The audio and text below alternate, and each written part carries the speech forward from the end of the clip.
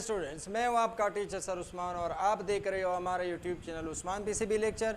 Students, आज का जो हमारा टॉपिक है वो है about respiratory pigment and respiratory gases. Respiratory gases oxygen and carbon dioxide है और respiratory pigment haemoglobin, myoglobin and neuroglobin है। तो आज हम नेरोग्लोबिन, मायोग्लोबिन और हेमोग्लोबिन के बारे में भी डिस्कशन करेंगे, यानी इसको भी डिस्कस करेंगे।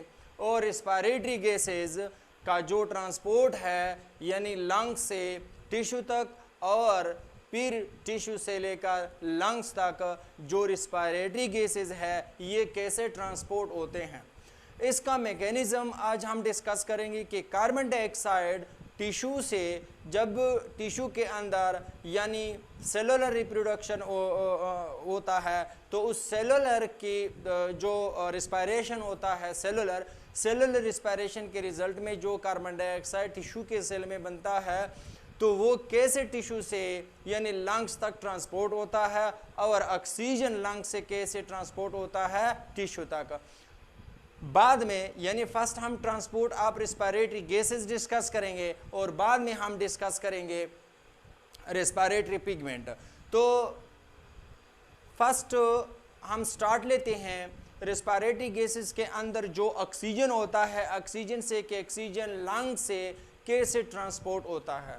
इससे पहले वाला जो लेक्चर था वो अबाउट द प्रेशर ग्रेडियंट या कंसंट्रेशन ग्रेडियंट था कि ऑक्सीजन का कंसंट्रेशन लंग्स में कितना होना चाहिए ड्यूरिंग इनहेलेशन और कार्बन डाइऑक्साइड का कितना होना चाहिए ताकि ये यानी एक्सहेल हो जाए, एक्सपायर हो जाए और ऑक्सीजन क्या हो जाए यानी इंस्पायर हो जाए।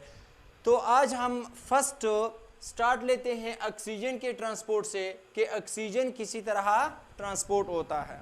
लेकिन ऑक्सीजन के ट्रांसपोर्ट से पहले यहाँ पे जो डायग्राम हमने बनाया है, क्योंकि यहाँ पे स्टूडेंट्स वाइट बोर्ड पे क्या है यानी इतना जगह नहीं है, जगह कम था, तो इस वजह से हमने एक पल्मोनरी यानी जो वेन्स है आर्टरी है वो पल्मोनरी आर्टरी हमने एक बनाया है। अब इसी के अंदर फॉर एग्जांपल फर्ज करें कि यहाँ से ब्लड फ्लो करता है, लंग से ब्लड फ्लो करता है टिश्यू तक और फिर टिश्यू से फिर दोबारा आता है कहाँ पे यानी हार्ट की तरफ आता है और फिर हार्ट उस ब्लड को जो डीऑक्सीजनेटेड ब्लड है वो पंप करके कहाँ यानी सेंड करता है, ये फिर ब्लड हार्ट से आता है दोबारा यानी लंग्स की तरफ और लंग्स जो है ये ब्लड को क्या बनाता है यानी ऑक्सीजनेटेड बनाता है और जो टिश्यू है यानी वहाँ पे क्या होता है सेलुलर रिस्पायरेशन होता है। सेलुलर रिस्पायरेशन के रिजल्ट में जो कार्बन डाइऑक्साइड बनता है उस वजह से, क्योंकि कार्बन डाइऑक्साइड फिर ब्लड में आता है या तो ब्लड के प्लाज्मा में या ब्लड के आरबीसी सेल में, तो उसको क्या बनाता है डीऑक्सीजनेटेड बनाता है। अब यहाँ टिश्यू से हमने यहाँ पे एक आर्टरी बनाया है, फॉर एग्जांपल यहाँ से यानी ब्लड जाता है और दोबारा फिर ब्लड आता है, यानी यहाँ लंग से जाएगा टिश्यू तक और फिर टिश्यू से आएगा फर्स्ट हार्ट में और फिर हार्ट उसको क्या करेगा पंप करेगा और फिर दोबारा ये यानी कार्बन डाइऑक्साइड को के रिमूव होने के लिए ये लंग्स में जाएगा। तो स्टार्ट लेते हैं हम ऑक्सीजन का ट्रांसपोर्ट। स्टूडेंट्स, ऑक्सीजन जो है ट्रांसपोर्ट होता है 3%। फर्स्ट इसका जो परसेंटेज होता है वो हम देखते हैं डिजॉल्व फॉर्म में, ठीक है। तो डिजॉल्व फॉर्म में यानी जो ऑक्सीजन है ये कैसे ट्रांसपोर्ट होता है। देखिए स्टूडेंट्स, ब्लड अगर हम देखें, एक तरफ ब्लड का एक पार्ट जो येलोइश पार्ट है प्लाज्मा पार्ट है और दूसरा पार्ट जो है वो क्या होते हैं यानी सेल्स ऑफ ब्लड यानी ब्लड सेल्स होते हैं। ब्लड सेल्स में हम यानी यहाँ पे ट्रांसपोर्ट ऑफ गैसेस के साथ जो रिलेटेड है वो आरबीसी सेल है, डब्ल्यूबीसी नहीं है ना प्लेटलेट्स है, और जो ब्लड का प्लाज्मा है वो भी इसके साथ क्या है रिलेटेड है, क्योंकि कार्बन डाइऑक्साइड और ऑक्सीजन प्लाज्मा में भी यानी डिजॉल्व फॉर्म में या सॉल्यूशन फॉर्म में फिजिकल फॉर्म में क्या होते हैं यानी ट्रांसपोर्ट होते हैं। तो फर्स्ट ब्लड का जो प्लाज्मा है उसके अंदर 3% ऑक्सीजन लंग से यानी डिफ्यूज होकर और उस ब्लड के अंदर जो प्लाज्मा है, फॉर एग्जांपल ये हमारे पास क्या होता है प्लाज्मा पार्ट है, ठीक है। और ऑक्सीजन क्या है यहाँ पे है लंग्स में। ये हमने बनाया है स्टूडेंट्स एल्विलाई, ठीक है। अब ये जो एल्विलाई है ये तो लंग्स हो गया, यानी लंग से ऑक्सीजन फर्स्ट कहाँ पे जाएगा, यानी फर्स्ट यहाँ पे ब्लड में। और ये ब्लड का कौन सा पार्ट है, ये ब्लड का जिसमें हमने डायग्राम स्ट्रक्चर के अलावा जो पार्ट आपको नजर आता है, फॉर एग्जांपल ये प्लाज्मा है, तो प्लाज्मा पार्ट में ये क्या बनाता है, सॉल्यूशन इसके साथ जो वाटर होते हैं उसके अंदर डिसॉल्व होकर अब 3% कितना यानी 97% जो है वो ऑक्सी हीमोग्लोबिन फॉर्म में क्या होता है, ट्रांसपोर्ट होता है। यानी 3% जो कम ट्रांसपोर्ट होता है प्लाज्मा में, क्योंकि ऑक्सीजन का जो डिसोल्यूशन है, जो सॉल्यूशन बनाने का जो एबिलिटी है वो बहुत कम है, यानी कम डिसॉल्व होता है water part of the plasma में, जो प्लाज्मा के अंदर वाटर होते हैं, ठीक है। उसके साथ यानी ये सॉल्यूशन बना के और यही ब्लड को क्या बनाता है, ऑक्सीजनेटेड ब्लड बनाता है। ये जो फ्लो ऑफ ब्लड इस डायरेक्शन में होता है फ्रॉम लंग्स टू टिश्यू, तो ये हमारे पास क्या हुआ, ऑक्सीजनेटेड ब्लड, ठीक है। अब ये ब्लड को ऑक्सीजनेट बनाता है और प्लाज्मा यहां से ट्रांसपोर्ट होकर ब्लड जब पल्मोनरी यानी जब वेन्स और आर्टरीज में ब्लड फ्लो करता है तो उसका प्लाज्मा भी उसके साथ क्या करता है, नहीं फ्लो करता है। और इसके साथ जो डिसॉल्व ऑक्सीजन है वो भी इसके साथ क्या करता है, फ्लो करता है और यहां तक टिश्यू तक आ जाता है। अब यहां पे ये भी प्लाज्मा पार्ट है, लेकिन प्लाज्मा पार्ट से यहां पे क्या है, ऑक्सीजन की यहां जो टिश्यू सेल्स है, ये टिश्यू सेल है,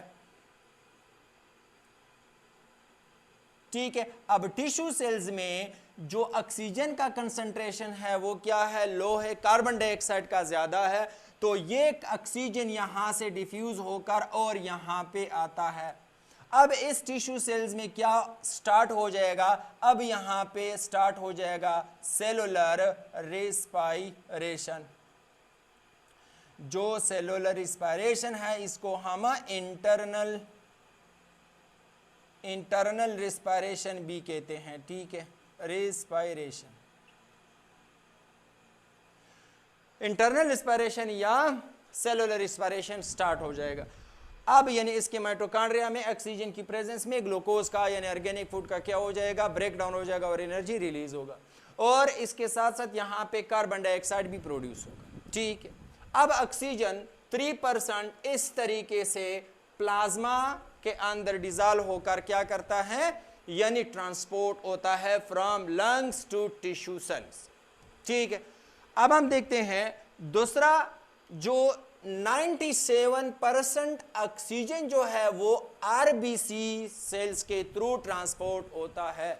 अब आरबीसी सेल के थ्रू क्यों ट्रांसपोर्ट होता है, क्योंकि आरबीसी सेल और एरिथ्रोसाइट्स में हेमोग्लोबिन होता है और ये हेमोग्लोबिन को अट्रैक्ट करके, हेमोग्लोबिन के अंदर आयरन होता है और उसको यानी जो आयरन होता है वो ऑक्सीजन को फिजिकली क्या करता है, अट्रैक्ट करता है। यानी मतलब ये है कि जब भी हेमोग्लोबिन के साथ ऑक्सीजन, यहाँ पे ये है लंग्स से जब ऑक्सीजन डिफ्यूज होता है ब्लड में, यानी पल्मोनरी कैपिलरीज के अंदर जो ब्लड होता है और उस ब्लड के अंदर जो क्या होता है, आरबीसी सेल, फॉर एग्जाम्पल यहाँ पे ये क्या होता है, ये आरबीसी सेल है और आरबीसी सेल के यहाँ पे क्या है, हेमोग्लोबिन है। अब हेमोग्लोबिन के साथ ये क्या बनाता है, ये इस प्रोसेस को हम ऑक्सीजनेशन कहते हैं। यानी इसका मतलब ये है कि जो ऑक्सीडेशन होता है और ऑक्सीजनेशन ये होता है कि ऑक्सीजन का यहाँ पे हेमोग्लोबिन के साथ एडिशन होता है और उस हेमोग्लोबिन को ऑक्सी हेमोग्लोबिन हम कहते हैं। ऑक्सीजन इस तरीके से इसी तरह इसके साथ अटैच हो जाता है कि फिर ये प्रोसेस दोबारा ऑक्सीजन इससे हम रिमूव कर सकते हैं, यानी ऑक्सीजन इससे रिमूव होता है जब ये टिश्यू सेल तक पहुंचता है, ये आरबीसी सेल, ठीक है। यानी ऑक्सीजनेशन प्रोसेस होता है और oxygenation process haemoglobin of the RBC को बनाता है ऑक्सी हेमोग्लोबिन। 1 हेमोग्लोबिन मॉलिक्यूल के साथ 4 मॉलिक्यूल ऑफ ऑक्सीजन अटैच होकर और ट्रांसपोर्ट होते हैं थ्रू द आरबीसी सेल। लेकिन याद रखें कि जब भी ऑक्सीजन हेमोग्लोबिन के साथ बाइंड हो जाता है, ऑक्सी हेमोग्लोबिन बन गया, यानी फिजिकल ये जो अट्रैक्टिव फोर्स है उसके थ्रू यहाँ पे इसके साथ अटैच है आयरन के साथ। लेकिन ये आयरन ऑक्सीजन कब खारिज करता है, कब देता है, यानी टिश्यू के सेल को, यानी टिश्यू के जो सेल्स होते हैं इसको यहाँ पे फॉर एग्जांपल आरबीसी सेल आया और ये आरबीसी सेल हमने बनाया है, ये वो आरबीसी सेल है कि जिसके अंदर जो हेमोग्लोबिन भी है इसके साथ ऑक्सीजन मॉलिक्यूल भी मौजूद है, जिसको हम ऑक्सी हेमोग्लोबिन कहते हैं। अब ये जो ऑक्सी हेमोग्लोबिन है ये ऑक्सीजन कैसे देता है, ये ऑक्सीजन कब देगा, क्यों देता है, टिश्यू सेल को या यहाँ पे प्लाज्मा में, प्लाज्मा में यानी ऑक्सीजन आरबीसी से कैसे आता है। देखे स्टूडेंट्स, ये क्या होता है, ये हमारे पास होता है एचबी हेमोग्लोबिन, ठीक है, ये हुआ हमारा हेमोग्लोबिन और ये हुआ हमारा आरबीसी सेल।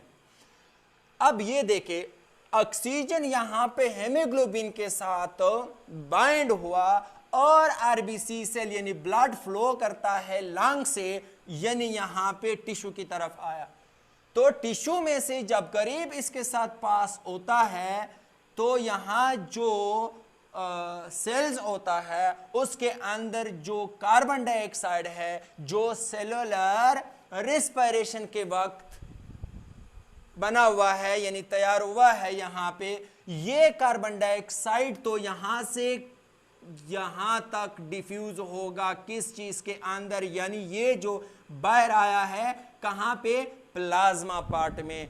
तो जो कार्बन डाइऑक्साइड प्लाज्मा में मौजूद है, अगर प्लाज्मा में कार्बन डाइऑक्साइड का कंसंट्रेशन हम ज्यादा करें, जब टिश्यू के करीब से जो ब्लड फ्लो करता है तो उसके करीब में से प्लाज्मा भी तो फ्लो करता है, ठीक है। अब टिश्यू के सेल में सेलुलर रिस्पायरेशन ज्यादा हुआ, अब ज्यादा सेलुलर रिस्पायरेशन के नतीजे में ज्यादा कार्बन डाइऑक्साइड बनेगा और ये ज्यादा कार्बन डाइऑक्साइड यहाँ पे प्लाज्मा में डिजॉल्व होकर सॉल्यूशन बनाएगा।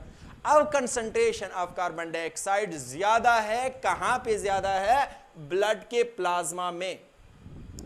ब्लड के प्लाज्मा में जब ये ज्यादा है तो ये आरबीसी सेल इस प्लाज्मा में से पास होता है और या ये इस प्लाज्मा के अंदर ये हमने बनाया है प्लाज्मा प्रोटीन। तो यहाँ पे प्लाज्मा के अंदर जो कार्बन डाइऑक्साइड हो ये वाला हो या अभी मैंने यहाँ पे बना दिया ये वाला हो, लेकिन कार्बन डाइऑक्साइड का कंसंट्रेशन यहाँ पे ज्यादा है, तो ये जो हेमोग्लोबिन होता है आरबीसी सेल के अंदर ये ऑक्सीजन को इतना ज्यादा अट्रैक्ट नहीं करता है जितना कार्बन डाइऑक्साइड को। ये याद रखें, कार्बन डाइऑक्साइड का जो एफिनिटी ऑफ कार्बन डाइऑक्साइड होता है और ऑक्सीजन होता है टू द हेमोग्लोबिन, तो इस कार्बन डाइऑक्साइड का एफिनिटी टू द ग्लोबिन ज्यादा है as a compare to the oxygen. अब क्या हुआ, अब ये होगा कि हेमोग्लोबिन जो है ये ऑक्सीजन को अट्रैक्ट करके और कार्बन डाइऑक्साइड को अट्रैक्ट करके और ऑक्सीजन को छोड़ता है। अब ये ऑक्सीजन यहां से क्या हुआ, रिमूव हुआ हेमोग्लोबिन से। जो हेमोग्लोबिन था वो अब बन गया कौन सा चीज, कार्ब हेमोग्लोबिन। अब कार्ब हेमोग्लोबिन भी इसको आप कह सकते हो, क्योंकि जब भी कार्बन डाइऑक्साइड प्लाज्मा प्रोटीन के साथ या हेमोग्लोबिन के साथ बाइंड होता है तो इसको कलेक्टिवली कार्ब अमीनो कंपाउंड्स कहते हैं। जो कार्ब अमीनो कंपाउंड है वो बाद में हम डिस्कस करेंगे, लेकिन फर्स्ट याद रखें कि ऑक्सीजन हेमोग्लोबिन जो आरबीसी सेल के अंदर है ये क्यों ये हेमोग्लोबिन इसको यानी प्लाज्मा को ऑक्सीजन देता है और कार्बन डाइऑक्साइड लेता है। इस एक्शन का नेम, इस प्रोसेस का नेम है बफर एक्शन। अब बफर एक्शन कौन सा एक्शन हुआ? प्लाज्मा में कार्बन डाइऑक्साइड का कंसंट्रेशन ज्यादा हुआ और हेमोग्लोबिन का जो कंसंट्रेशन है वो, यानी जो ऑक्सीजन का जो कंसंट्रेशन है हेमोग्लोबिन के साथ, वो थोड़ा सा क्या है, कार्बन डाइऑक्साइड के मुकाबले में कम है। फॉर एग्जाम्पल, या जब भी कम ना हो ज्यादा है, यहां पे कंसंट्रेशन की बात नहीं है, चलो यहां पे ऑक्सीजन ज्यादा हुआ लेकिन एफिनिटी ऑफ कार्बन डाइऑक्साइड ज्यादा है as a compare to the oxygen, तो ये ऑक्सीजन को क्या करता है, छोड़ता है और कार्बन डाइऑक्साइड को लेता है। इसका नेम होता है बफर एक्शन। अब यहां पे हुआ कौन सा चीज, बफर प्रोसेस और एक्शन। तो ये जो फर्स्ट ऑक्सीजनेशन होगा, जो ऑक्सीजन का ट्रांसपोर्ट है 97%, ठीक है। अब ये ऑक्सीजन हेमोग्लोबिन को ऑक्सी हेमोग्लोबिन बनाता है, ठीक है। अब ये